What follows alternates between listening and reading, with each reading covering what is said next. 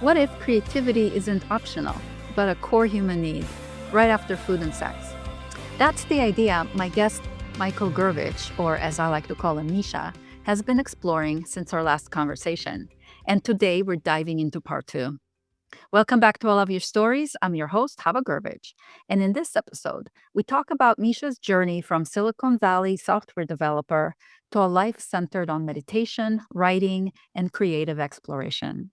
We get into how Misha's definition of success has shifted from chasing outcomes to feeling fully alive in the process. Whether he's building tools for freer writing, presenting his ideas to the Nest Labs community, or training for an 1,800-kilometer kiteboarding expedition in Brazil, Misha is following the spark of play wherever it leads. If you've ever wondered what might open up when you let yourself create purely for the joy of it, you're in the right place. Welcome to this episode, Misha.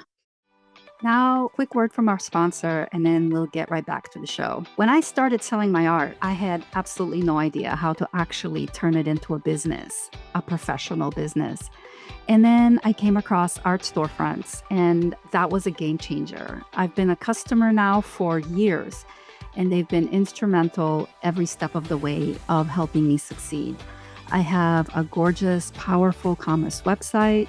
I have marketing tools and a membership to a community that is very supportive and teaches me how to succeed as an artist. Check them out, artstorefronts.com, and tell them Hala sent you.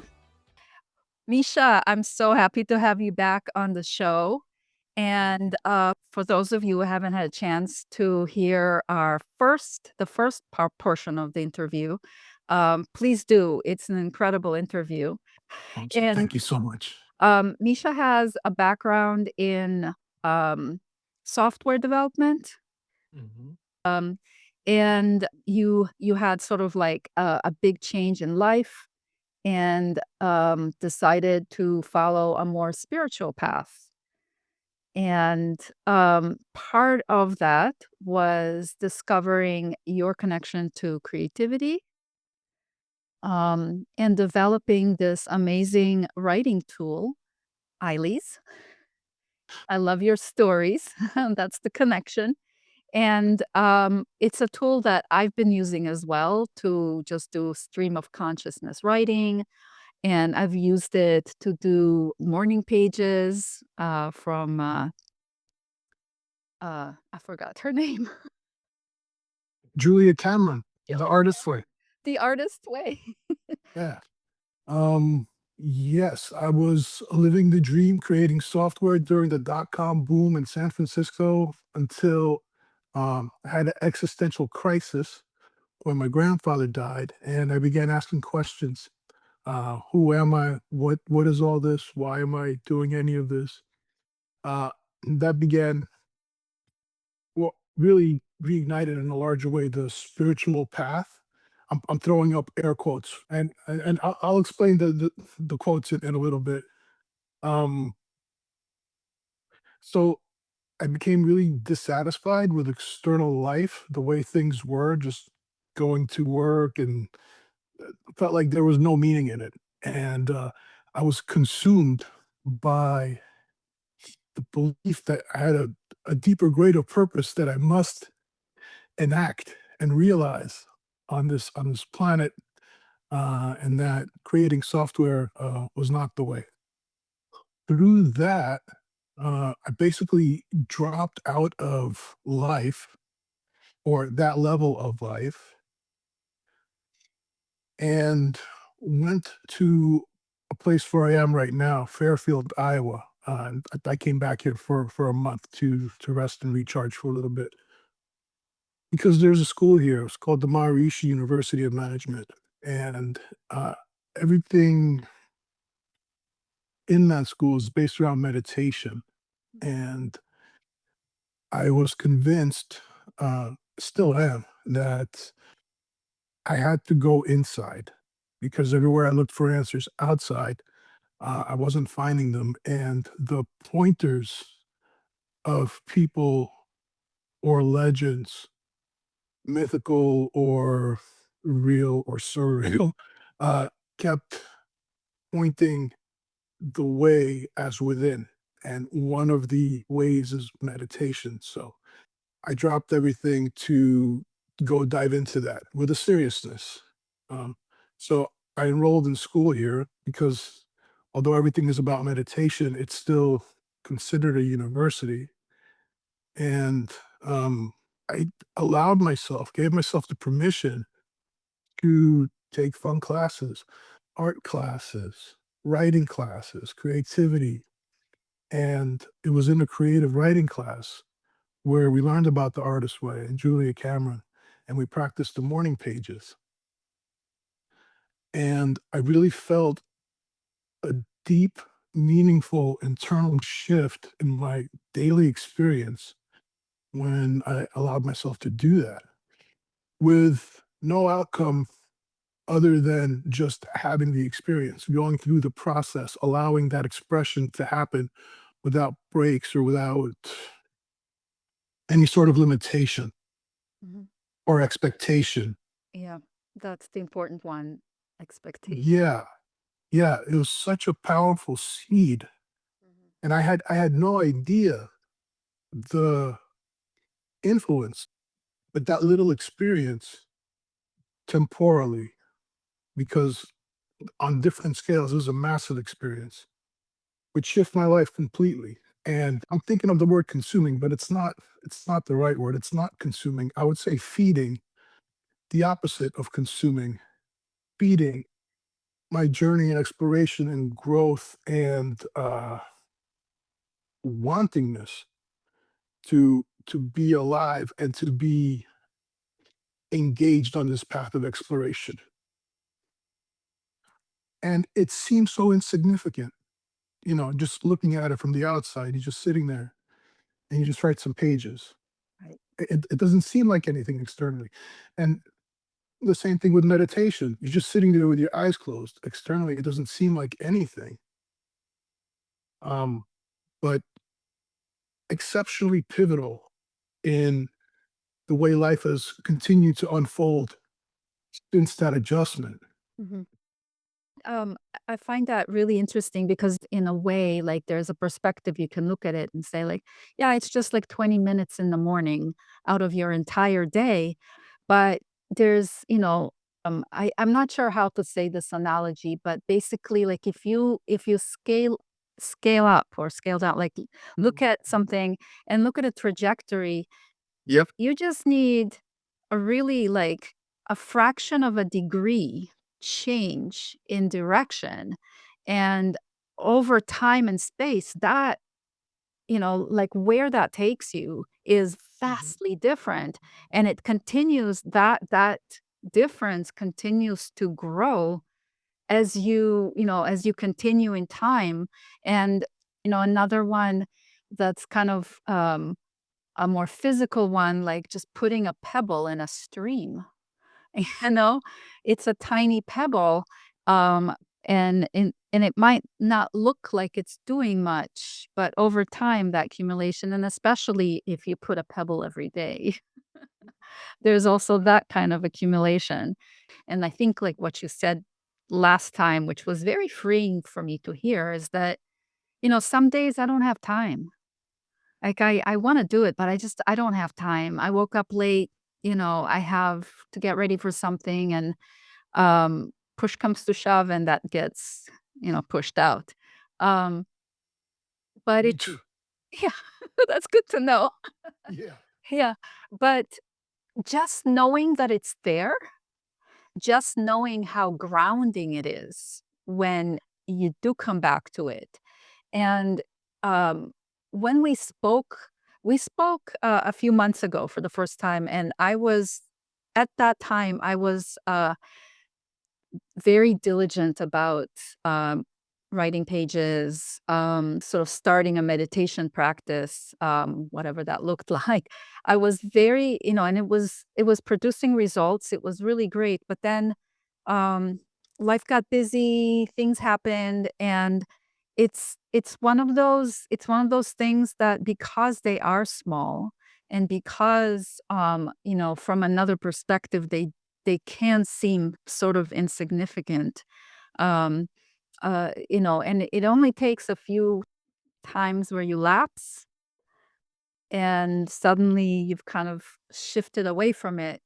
But listening to you, I'm reminded that just the fact that I know that it's there, just the fact that I know that I have that tool in my toolbox and how important that tool is.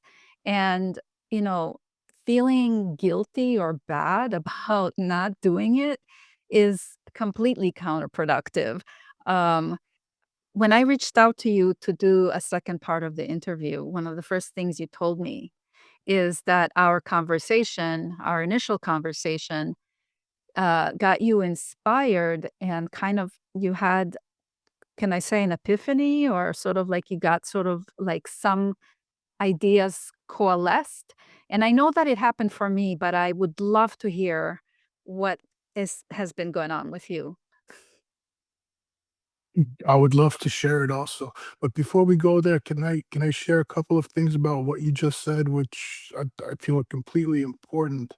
Mhm. Yeah, absolutely. Um, Thank you. I really love what you said about it being a tool, the meditation, uh, in a toolbox with possibly many tools, including some that look like the incredible art that you create, and so much of it, right? And so, one of the things that have um, crystallized for me recently is the thought of not mixing up form with substance, Mm, and that even though we might not be using this tool in this way in some calendar we set up in our head about how we should be doing things, uh, maybe we're using other tools. And if we're not, we know that they're there. And hopefully we have some self awareness that if we feel life is going a little bit in the other direction, we know where to reach for those tools to bring it back. mhm, Yeah. And that's part of the air quotes around spirituality that I put up before. Um, there's not one way. You know, some traditions would say it's all the way. There's no way but the way. There's,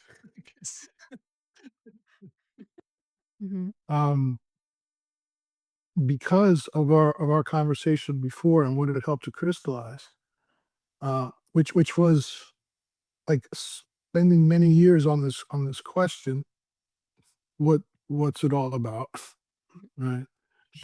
And creativity and like genuinely feeling and experiencing the quality of life differences that happen when allowing expression to occur, not for outcome but for process, right? Like there might be outcome, uh anticipated or not, but for the process of just clearing the channels and letting that energy come through, the flow. right?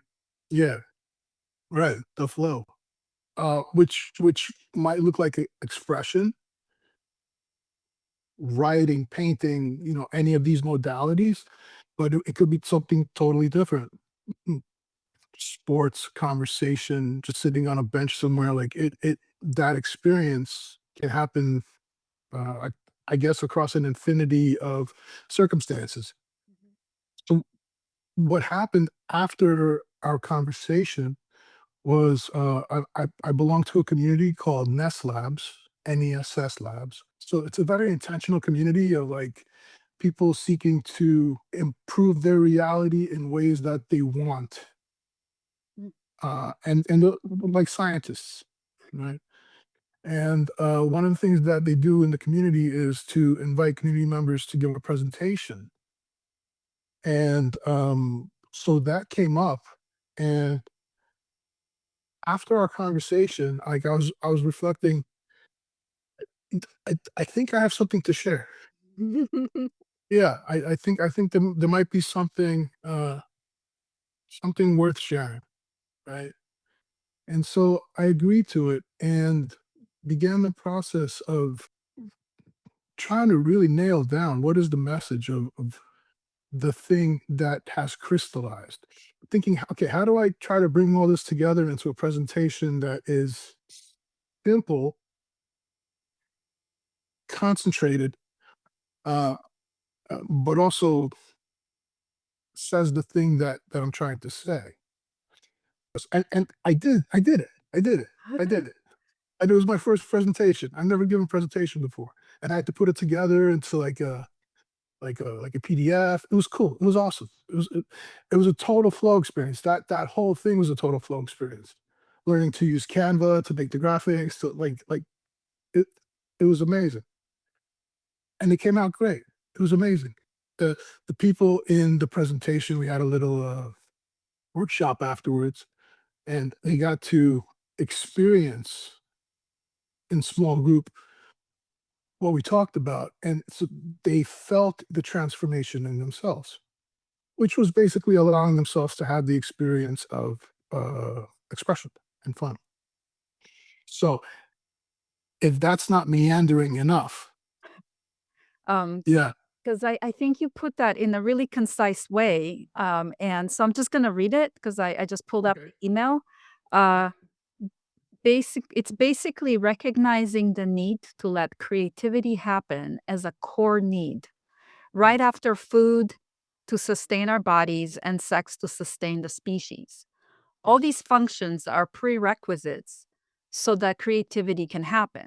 Something like Maslow's hierarchy of needs. I hope I pronounced that correctly. Yes. The base things get taken care of so that we can occupy with self actualization. Creativity is self actualization. And then there's the question why? Is it through creativity that our whole species advances? That's that's yes. We need Mhm. to play and be creative so that we may individually and collectively advance. It's not just frivolous, it's very serious.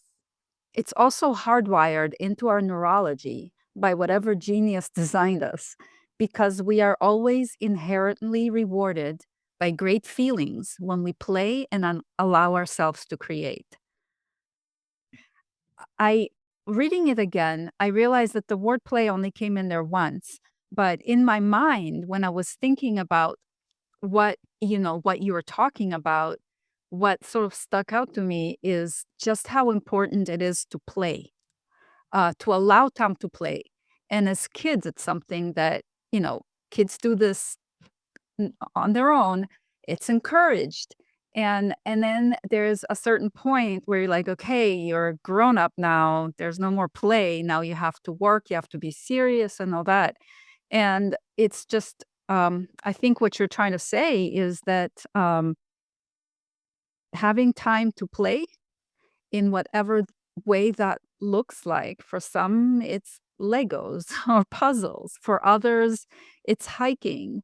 For someone else, it's cooking or, whatever, or painting. But it's not what you're doing, it's why you're doing it. It's all about the intent. And I can be doing the exact same activity. I've got a pen and some paper and I'm doodling. um, it's the exact same activity. What changes is the intent. And with the intent come all these expectations. And in one case, these preconceived parameters that you put upon it, and internal and external pressures for how it should look, how you should feel about it, what does it mean for it to be successful? And when it comes to play, all of those rules that get really thrown out the window. And, to answer how is it successful? It's only successful. The only requirement for it to be successful is that you just do it. There's it's not about the outcome. It's about allowing yourself time to not care about the outcome. The way I think about it from my own experience, my own art, is that there's times when I'm very creative and things flow and ideas come and I'm just riding high. There's other times when I'm really trying to force it. I'm kind of struggling, and I always know when I've run out of things to say because I'm seeing the same recurring shapes that I'm painting. I'm seeing the same kind of passages. I'm seeing the same thing, and it's not the thing that I like to like. It's I do it, but it's just it becomes kind of like a rubber stamp. And the only way to get out of it is to come up with something new. And that's where the creativity comes in.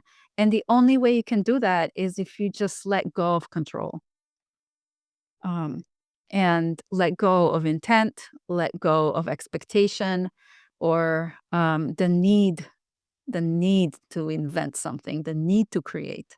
And it's kind of a paradigm. Like you have to let go of the need to create in order to actually create. It's interesting. And I also have the same experience. Sometimes when I write, I notice myself looping over on the same sentence again and again. Mhm. Um, and I find that it's been super helpful to not have it be wrong.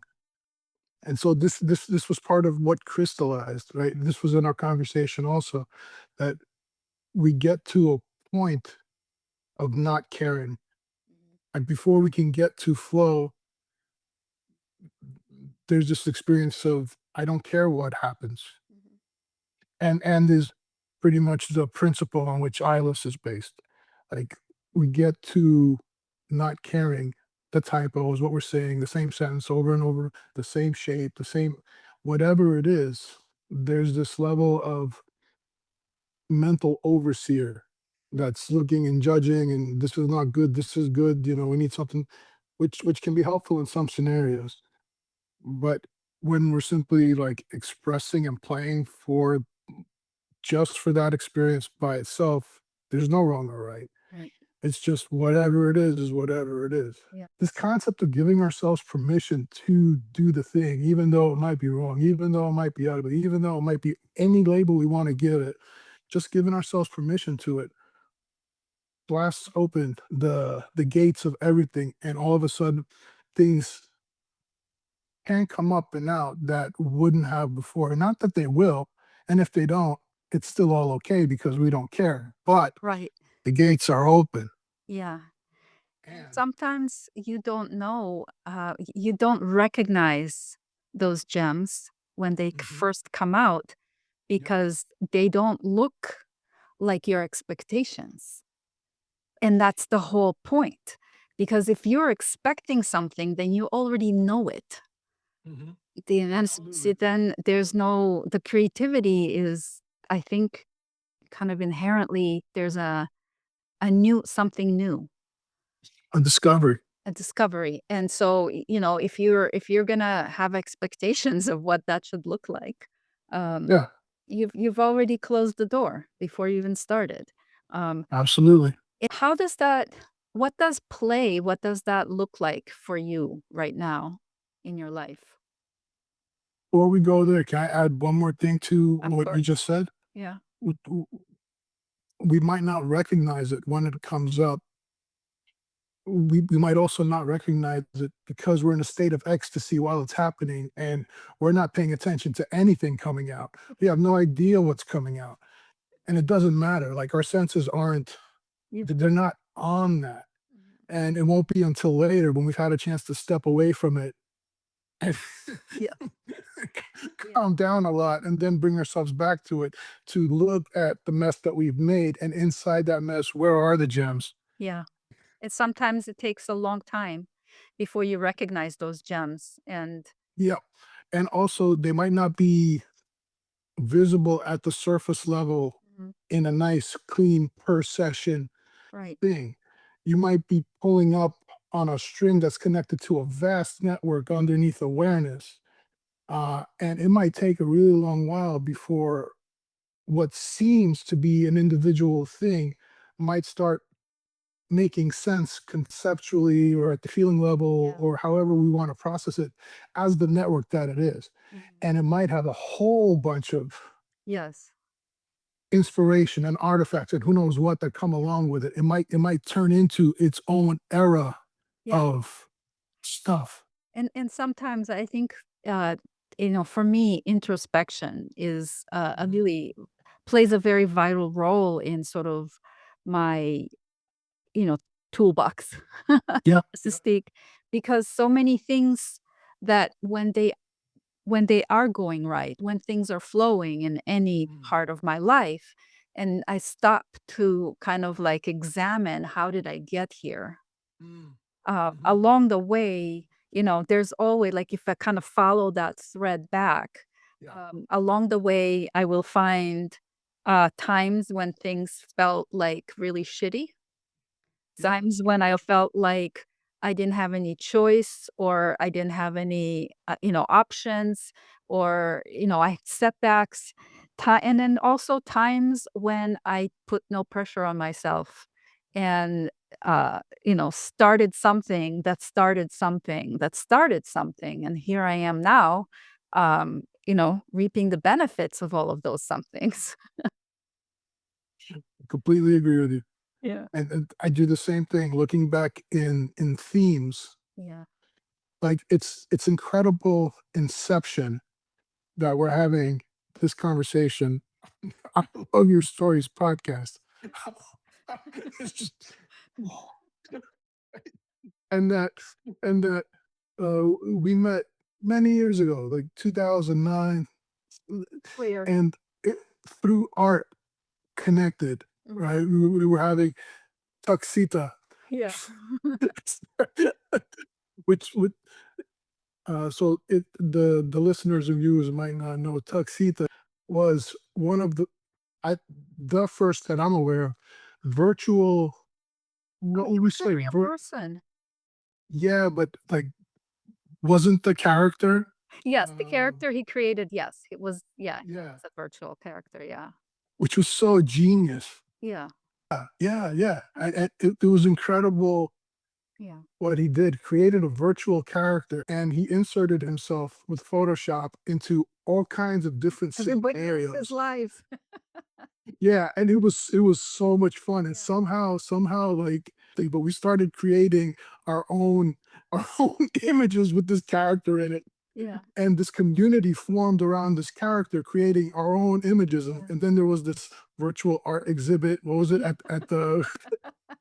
It seems like there's some genius artist creating the whole thing, in which we get to be our own genius artists within the whole thing. and, and if we can allow ourselves the permission and to use the tools that we have to bring ourselves into alignment with whatever needs to be aligned with so that it can happen, Mhm, we get rewarded at the beginning inherently. mhm. Like we feel good It's on the fun, inside. Yeah, it's fun, fun. right? And so this whole concept of fun, it seems like it's not frivolous at all. This was built into us Of course. at a biology level. It's written in DNA that when we have fun, something good's happening on the inside. We're being triggered through the same circuitry uh, as food and sex. Survival instincts, Mhm, also highly pleasurable, in all different ways. mhm, And so this is what crystallized through our conversation, mhm, that there's something really important about allowing ourselves to have fun slash be creative slash have whatever experience there is in whatever context, yeah, right? Even if it's just standing in line, yeah. right? So let me Um, ask you again. Let's get back to the yeah, question. What does play look like for you right now? What practically, practically? like in real life. Yeah, like examples. We've been talking, I Yeah, think we've been talking very theoretically and abstractly about yeah, these yeah. concepts. So And, and they're yeah, very real concepts. And I think like we've been making them sound a little bit too lofty. well, yeah, and they're not right. So, but yeah, so practically, the way I'm playing these days is I love to ride my electric unicycle, and it's incredible. It has suspension, an off-road tire, and uh, when I ride it, I feel completely free, totally unbounded, and uh, give myself the permission to go, within reason anywhere I want, Mm. on road, off road. I'm right. I love this thing so much because not only is it stimulating in so many different ways, it's also incredible flow training Mm. because if I start thinking too much and I get disconnected from the experience of what's happening in the moment now, very, very much right now, Yeah. while also being present and aware of the environment and what's happening and how I need to navigate with or around it or what to do, extremely dynamic, it can have very serious consequences. I'm reminded but that when we spoke last time, you talked about boarding, Kiteboarding kiteboarding, and yes, and there's also yes, and there's so much similarity in the sense of like one of the principal things that in this type of play is that you have to let go and be immersed in the experience, yeah, be in the moment. totally related. And as soon as you're not in that, it can have like serious consequences. Yeah, yeah, and so this like these are my favorite things. This is basically a different version of Ilys or morning pages or any other uh, flow experience, right? So, like in the realm of sporty things, this is what I love. And kiteboarding, yes, happy to share that. In January and February, I'm going for training to become a kiteboarding instructor. Oh, wow. Yeah, and not that I'm going to be an instructor. Maybe I will be. Who knows? But this is practice Mhm. for a month-long expedition in Brazil in September to travel 1,800 kilometers around the northeast corner, the state of Ceará, on a kiteboard. Oh my god. And this is so out of my comfort zone, so out of my sense of identity, so out of all of these mental levels of what the hell are you doing? Uh, Oh, wow. that I is, I see I see a part 3 when you're back from that experience. Absolutely. yeah, Uh, it would be amazing. yeah. And this is part of what's fun these days, Mhm, like taking the principles I've learned mhm. and like applying them in these other ways. Yeah. These sports are amazing because you have to flow, you have to be present, you have to align Mhm. with what's happening in the environment, people, weather, like so much is happening. Yeah. You can't be thinking about your taxes or while you're doing this. Well, and that's another thing. There's so part of that experience is becoming aware of when that awareness is slipping and loosening up while it's happening. Like I notice when I'm riding on the unicycle, I'm generally very loose now, but sometimes my fingers they start getting a little bit not tight, not like clenched hands, but just a little bit. And that awareness that okay, that's happening, loosen up, Mm, yeah. right? And so it's just reinforcing these mechanisms of self-awareness, of being in the moment, of like and having fun. It's extremely fun. Like when that's happening, Just so much reward on the inside.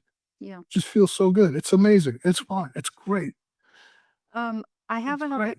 I have another question that I ask, and typically I'm speaking with artists or musicians who are kind of like producing something, or Mhm. and in some way that's it, to some degree, their vocation, let's just say. Yeah. So Professionals. that, yeah, profession. And so this question, but I think I'm gonna ask you this question as well because it still applies.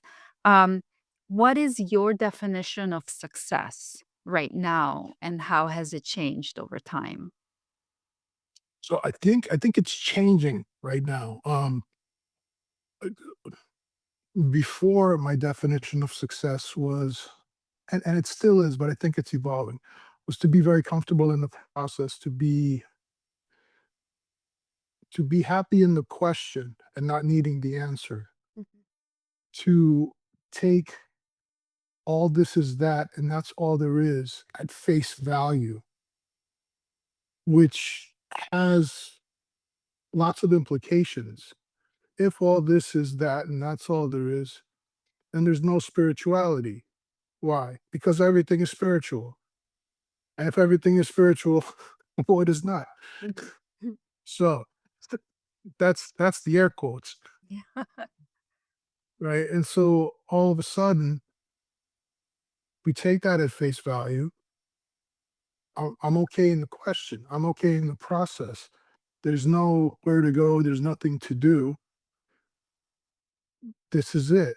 Mhm. The quest is done. Mhm. So now there's some more time left on this planet. What do you want to do with it? So how is it changing? So I think I mean, that's already success. I'm good, right? But there is some more time on this planet. Yeah. And so I think somehow, as far as I can, if through whatever happens next can somehow help somebody else give themselves permission to do their version of that, then I think that's a good use of time in life. I love that. And Yeah. having a conversation on a podcast might just be that. Yeah. Yeah. Yeah. Yeah. Definitely. Yeah. Awesome. This Awesome. has been amazing. Definitely for those who didn't have a chance to hear part one, absolutely worth listening to, because even though this episode stands is a standalone episode, um, the first one gives so much context to some of those ideas that we're talking about. And I love having the opportunity to come back and expand on some of these concepts, and I'm looking forward to having another conversation in the next chapter. Uh, just very quickly, like, can if somebody was interested in learning more about you, what you do, your philosophy, is there some place where they can go to find it? No, I'm on. If anybody wants to say hi, I'm on Instagram. Michael Gurevich 777. There's not much about philosophy there. Just some snapshots of moments in time. Yeah, but it's a way for someone to connect with you if they want to talk to you. Yeah. So And they can always go to Ilys, ILYS.com. there you go. Yeah. We'll have both links in the notes for the episode. Thank you. Thank you so much for this um, Oh, enjoyable thank you. conversation. A wonderful pleasure. It's Yeah. extremely exciting to be on your podcast. This is great. Yeah. And enjoy your time in Iowa. It's so weird. Thank you. I don't think of Iowa as being a spiritual place in any way. I just maybe that's Yeah. my own bias. No, it's definitely a beautiful, wonderful, unique place with lots of space to rest and breathe. It doesn't have, as far as I can tell, the ambient pressure of many other places. Uh, And Yeah, after some intense times with life doing life things, it is a wonderful Yeah. respite to come and just chill for a little bit before And heading out. Yeah. I've lived on the East Coast. I've lived on the West Coast, and I have Mhm. to say that one of the things I really love about the Midwest is that people are just more friendly. It's just very That's open. true. Uh, Yeah. like it's much, much easier, and especially as you get to be older, and you don't have play dates and classes, Yeah. things like that, or even, a work, like a job where you meet other people. It's much easier to have uh, a social life and find your people Yeah. here. Yeah, It makes a big difference. A welcoming community, people saying hi, good morning. yeah, Yeah, it makes a big difference. yeah, It's a nice place. And spirituality, if we don't conflate form with substance, yeah. it's all with It's all there. It's all there. any yeah, any supermarket is as spiritual as any holy temple. Any In a way, yes. yeah. Thank you so much. Thank you, Allah. Wonderful, wonderful. Thank you very much. Thanks again for tuning in. That's our episode. I hope you enjoyed it. And if you did, please help us out by leaving a review, a comment, subscribing, sharing it with your friends. Every little bit helps, and I really appreciate it. And before we go, I want to give a huge shout out to our sponsor and producer, Art Storefronts. If you've been thinking about turning your art into a real business or just want to level up your online presence, now is honestly the best time, especially with the holiday selling season coming up in Q4. I can't stress this enough. Art Storefronts isn't just a website builder, they're a full blown partner for your art business. They give you the tools, education, and marketing support to actually make sales, not just sit online and hope. And if you're unsure whether your art will sell, no worries. Just head to artstorefronts.com and sign up for a demo. They'll give you a free art review and a marketing assessment of your art to show you exactly what's possible. So go to artstorefronts.com, tell them Hava sent you, and I'll catch you on the next episode.